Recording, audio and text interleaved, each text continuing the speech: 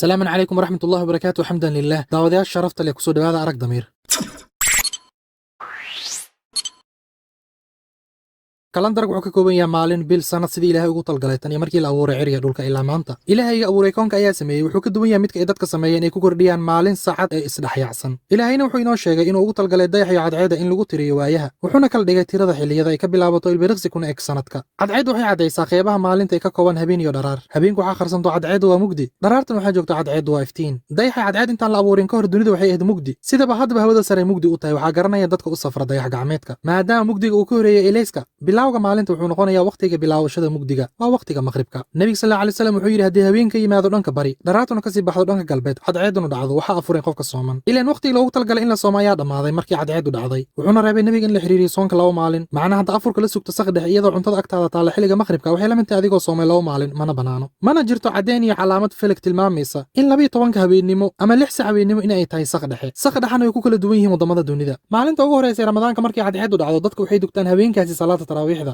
intaysan soomin maalinta ugu horeysa ee ramadaanka. halka maalinta ugu dambaysa ee ramadaanka ay dadku soomaan ayna afurayaan markii cadceedu dhacdo, balse habeenkaasi ma dukanayaan salaada taraawiix. ilaan habeenkaasi waa habeenka ciidda waxayna ka bilaabatay maqribka. ilaan maalinta ayaa waxay ka bilaabataa maqribka. intaan la soo saarin saacadaha lagu xiro gacmaha tan la suro darbiyada, muslimiintii hore waxay adeegsan jireen dhaqdhaqaaqa cadceeda sidii ay ka barteen nabiga sallallahu alayhi wasallam. nabigan uu ka bartay jibriilna uu baray allihii abuuray koonka. dhaqdhaqaaqa cadceeda dharaartii waxaa lagu gartaa harka sheeyada markay cadceedu qabato. taasi waxay fududaynaysaa xilliyada waqtiyada salaadaha habeenkii waxaa lagu gartaa iftiinka ka dambeeya markay cadceedu dhacdo iyo iftiinka ka horeeya intay cadceeda soo bixin. taas darteed waxaan dhahaynaa maalinta waxaa lagu xisaabiyaa cadceeda.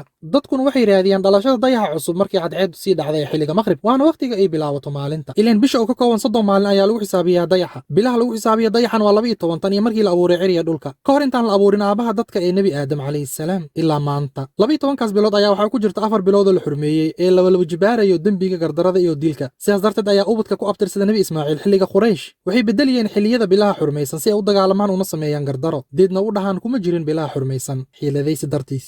inkastoo ay ka tageen diinta awowgooda ismaaciil, haddana waxay adeegsan jireen kalandarka muslimiinta oo la rogay. laakiin ilaahay ayaa ka soo dhex saaray nebi moxamed sallallahu alayhi wasallam, wuxuuna ku celiyey diinta awowgooda ismaaciil. wuxuuna ku yidhi xilliga buu wareegsaday, wuxuuna ku laabtay siduu ahaa maalintii la abuuray ciriga dhulka. 12 bilood ayuu ka kooban yahay sanadka. 4 waa la xurmeeyey, 3 bay isu xigaan, dulqicda, dulxaj, muxaram iyo rajab oo ka dambayso. siduu dayax isku badbedelo 30 maalin, yaraana ku bilaado weynaana ku dhammaado, ayay cimiladan isku beddeshaa. mar waxaa yimaado xagaa, marna waxaa yimaado jiilaal. sidaas darteed ayaa ramadaanka iyo xajku waxay ku soo beegmaan mar xilli xagaa marna xilli jiilaal, si loo dareemo isbeddelka cimilada iyo is-cusboonaysiinta. mana sugnaato maalin sanad kasta. sidaas darteed kuma jirto diinta islaamka dabaaldeg sanadeed. farqi ayaa u dhexeeya cibaadada iyo dabaaldega ay dadka sameeyaan sanad walba.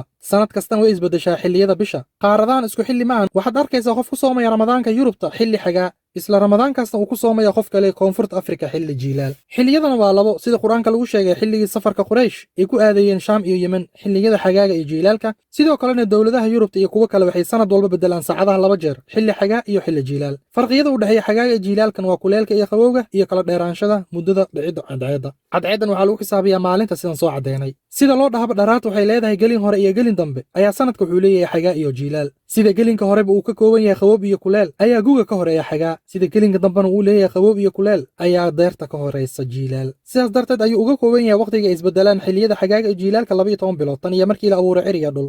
12kaas bilood ayaa sanad ah. sanadkana kama bilaawdo markii la abuuray ciriga dhul. ilaan sanadka tiradiisa way sii soconaysaa, halka bilasha tiradooda ay soo laabanayso 12 biloodba mar isla magaciina wadata. sidaas darteed ayaa dadka waxay doorteen xisaabinta sanadka inay u doortaan dhacdooyinka. mana jirto cid og dhacdooyinkii dhacayeen tan iyo markii la abuuray nebi aadam ilaa maanta, ilaahay mooye. ilaahayna wuxuu nagu yidhi waxaa jirto rasul iyo ummad aan idinkaga sheekaynin. sidaas darteed ayaa ummad walba waxay dooratay waqti isku raaceen. reer nasaara waxay doorteen waqti ay ku sheegeen inuu dhashay nebi ciise ay u arkaan inuu yahay wiil ilaahay. kuraacidoodina waa dembi, mana jiro dembi ka weyn gaalnimo. waqtigaasay u doorteen nasaarada inuu ka bilaawdo sanadkooda ayaa 3 beri kadib noqon doonto 2021. halka muslimiinta ay doorteen dhacdadii ugu weyneed ee soo marta waa xilligii hijrada nebiga iyo asxaabta ay ka soo tageen magaalada Makka kadib cadaadiskii iyo gardaradii gaalada Quraysh.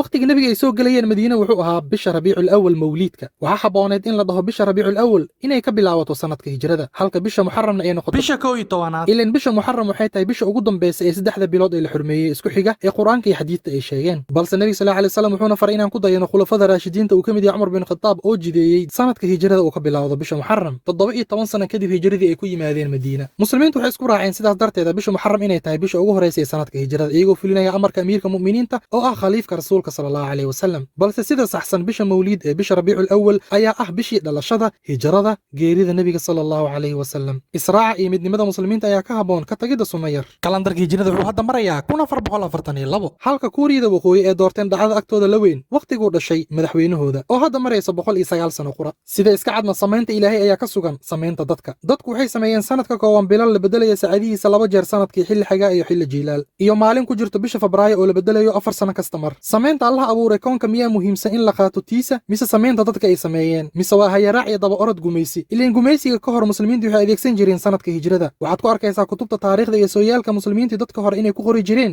magaca cinwaanada dhacdooyinka sanadka hijrada tusaale dhacdada sanadka koowaad ee hijrada iyo dhacdada sanadka 400aad ee hijrada sanadka hijrada ayaa ku haboon dayaxay cadceeda uu ilaahay ugu talgalay in lagu xisaabiyo waqtiyeenta dunida mana jirto cid garanaysa waqtiyeenta dunida wax ka horeeyo ileen waxaa jireen makhluuqaad la abuuray intaan loo samaynin dunida waqtiyeenta sida carshiga kursiga looxul maxfuudka iyo qalinka waxaa la abuuray intaan dunida waqti loo yeelin caqliga bini'aadanka la siiyeyna ma ku haleeli karo inuu ogaado wax ka horreeya waqtiyeenta dunida sida aragtida mugdiga gudcurkiisa aad u daran yahay ee u tahay mid ka baxsan xuduudda aragtida cisha ilbiriqsiyada markay bataan waxay noqdaan daqiiqado markay bataan waxay noqdaan saacad saacaduhu markay badataan waxay noqdaan maalin maalintan waxaa lagu xisaabiyaa cadceeda maalmaha markay bataan waxay noqdaan bil bishan waxaa lagu xisaabiyaa dayaxa marka cadceedu maalin walba ayay soo baxdaa maalinta waxaa lagu xisaabiyaa cadceeda dayaxana mar ayuu soo baxaa bishii waxaa lagu xisaabiyaa dayaxa bisha wa sallallahu wasallam ala nabiyina muhammad wassalaamu calaykum